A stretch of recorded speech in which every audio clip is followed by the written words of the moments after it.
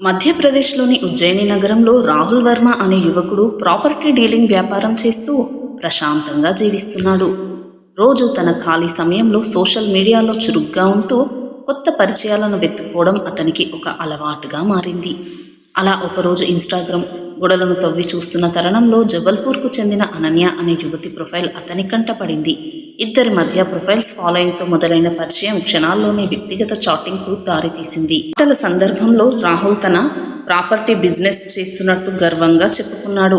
ఆ మాట విన్న అనన్య ఒక్కసారిగా ఉబ్బి తబ్బిబ్బైపోయింది. తనకు గత కొంతకాలంగా ఒక మంచి స్థలం కొనాలని బలమైన కోరిక ఉందని, అందుకు తగిన సహాయం కావాలని ఆమె నమ్మకంగా అడిగింది. ఆమె మాటలను అమాయకంగా నమ్మిన రాహుల్ ఉజ్జయినికి వస్తే ఖచ్చితంగా మంచి ప్రాపర్టీ చూపిస్తానని మాట ఇచ్చాడు. కేవలం 3 వారాల డిజిటల్ పరిచయం అంత పెద్ద ప్రమాదానికి తెరతీస్తుందని ఆ సమయంలో రాహుల్ కలలో కూడా ఊహించలేకపోయాడు. సెప్టెంబర్ 1 తేదీన ఉదయం పూట రాహుల్ మొబైల్ ఫోన్ మోగింది. అవతలి వైపు నుంచి అనన్య గొంతు వినిపించింది. తాను ఇప్పుడే ఉజ్జయినికి వచ్చానని, స్థానిక గరోట్ రోడ్ పులియా దగ్గర ఒంటరిగా నిలబడి ఉన్నానని చెప్పింది. తక్షణమే ఆమె వద్దకు రావాల్సిందిగా ఆమె చేసిన అభ్యర్థనను రాహుల్ కాదనలేకపోయాడు. తన కారును వేగంగా పోనిచ్చి సరిగ్గా చెప్పిన సమయానికి ఆ ప్రాంతానికి చేరుకున్నాడు. అక్కడ అనన్య నిజంగానే రోడ్డు పక్కన కంగారుగా నిలబడి ఉండడం రాహుల్ చూశాడు. కారు ఆపి ఆమెతో మాటలు కలిపిన క్షణంలోనే అనూహ్యమైన పరిణామం చోటు చేసుకుంది. క్షణాల వ్యవధిలో చెట్ల చాటు నుంచి 3 యువతులు, 2 యువకులు సంచలన రీతిలో అతడి ముందు ప్రత్యక్షమయ్యారు. ఎవరికి ఏమాత్రం అవకాశం ఇవ్వకుండా రాహుల్ను బలవంతంగా లాగి అతడి సొంత కారు వెనుక సీట్లో పడేశారు. కారు తలుపులు మూసివేసి విచక్షణారహితంగా పిడిగుద్దులు కురిపించడం మొదలుపెట్టారు. తాను నమ్మిన మనిషి తనను ఒక పెద్ద మోసంలోకి లాగిందని అప్పుడు రాహుల్కు అసలు నిజం అర్థమైంది. జరగాల్సిన నష్టం జరిగిపోయింది. కిడ్నాపర్లు కారు స్టీరింగ్ను తమ చేతుల్లోకి తీసుకున్నారు. ఆ 4 మహిళలు సహా మరో 2 కలిసి మొత్తం 6 సభ్యుల ముఠ రాహుల్ను బందీగా చేసుకుని ఆ కారును జనసంచారం లేని అడవి మార్గంలోకి పోనిచ్చింది. అక్కడ కారు ఆపి మళ్లీ భయంకరంగా దాడి చేసి అతని మెడలోని బంగారు చైన్, ఉంగరం బలవంతంగా లాక్కున్నారు. అంతేకాకుండా అతడి దగ్గర ఉన్న 10,000 రూపాయల నగదును పూర్తిగా కాజేశారు. ఆ తర్వాత అక్కడి నుంచి అసలు ప్రయాణం ప్రారంభమైంది.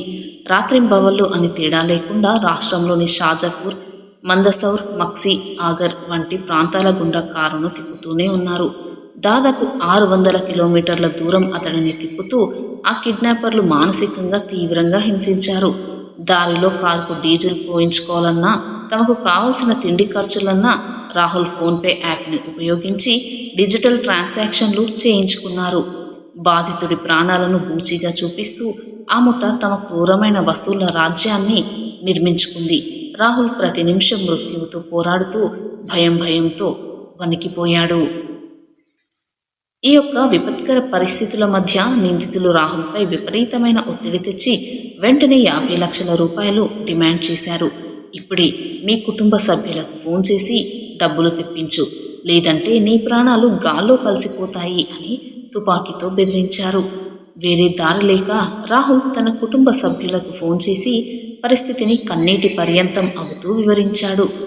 ఆ మాట విన్న అతడి కుటుంబ సభ్యుల కాళ్ల కింద భూమి కృంగిపోయినంత పనయింది. అయినప్పటికీ ధైర్యం తెచ్చుకొని కిడ్నాపర్లతో మాట్లాడి చివరికి 15 లక్షల రూపాయలకు వారు బేరం కుదుర్చుకున్నారు. అయితే వారు కాలయాపన చేయకుండా నేరుగా ఉజ్జయినిలోని చిమన్గంజ్ పోలీస్ స్టేషన్ను ఆశ్రయించి అసలు విషయం చెప్పారు. కేసు నమోదు చేసుకున్న పోలీసులు వెంటనే రంగంలోకి దిగి హైటెక్ పద్ధతిలో దర్యాప్తును ప్రారంభించారు. రాహుల్ యొక్క మొబైల్ లొకేషన్ను, దారి పొడవునా జరుగుతున్న ఫోన్పే లావాదేవీలను నిరంతరం ట్రాక్ చేయడం మొదలుపెట్టారు. రాష్ట్ర వ్యాప్తంగా పోలీస్ శాఖ అప్రమత్తమై రహదారులపై పగడ్బందీగా నాకాబందీని ఏర్పాటు చేసింది. పోలీసులు నిఘా వేశారనే విషయం తెలుసుకున్న కిడ్నాపర్లు రాహుల్ను మరింత వేగంగా షాజపూర్ వైపు తీసుకువెళ్లడానికి ప్రయత్నించారు. అప్పటికి సమాచారం అందుకున్న ఒక ప్రత్యేక పోలీస్ బృందం వారి కారును అత్యంత వేగంగా వెంబడించడం ప్రారంభించింది. తనను వెతుక్కుంటూ పోలీసులు వస్తున్నారని గమనించిన నిందితులు మరింత కంగారు పడి కారు వేగాన్ని అపరిమితంగా పెంచేశారు. పోలీసుల నుంచి తప్పించుకునే తొందరలో డ్రైవర్ నియంత్రణ కోల్పోవడంతో ఆ కారు ఒక్కసారిగా పక్కనే ఉన్న పొలంలోకి దూసుకువెళ్లి ఘోరంగా పల్టీ కొట్టింది. ఆ ప్రమాదం జరిగిన వెంటనే రాహుల్ ఏమాత్రం ఆలస్యం చేయకుండా ధైర్యం తెచ్చుకుని వారి చెర నుంచి బయటపడి ప్రాణాలతో బ్రతుకు జీవిడా అంటూ బయటకు పరిగెత్తాడు. అప్పటికే అక్కడకు చేరుకున్న పోలీసులు ఆ కారును నలువైపుల నుంచి క్షణాల వ్యవధిలో చుట్టుముట్టారు. ఆ కారులో ఉన్న 4 మహిళలతో పాటు 2 పురుషులను మొత్తంగా 6 నిందితులను పోలీసులు రెడ్ హ్యాండెడ్గా అదుపులోకి తీసుకున్నారు. ఈ ముఠా వెనుక ఇంకా ఎవరైనా పెద్ద తలకాయలు ఉన్నాయా అనే కోణంలో పోలీసులు లోతైన విచారణను జరుపుతున్నారు. సోషల్ మీడియాలో అపరిచితులతో పరిచయాలు ఎంతటి ప్రాణాంతక ప్రమాదాలకు దారితీస్తాయో ఈ యథార్థ సంఘటన సమాజానికి ఒక పెద్ద కనువిప్పు పాఠాన్ని నేర్పింది కాదంటారా? ఈ వీడియోపై మీ విలువైన అభిప్రాయాన్ని తప్పక కామెంట్స్లో తెలియచేయండి. అలాగే మరిన్ని ఇటువంటి యథార్థ సంఘటనల కోసం మన ఛానల్ని సబ్స్క్రైబ్ చేసుకోండి. Thanks for watching.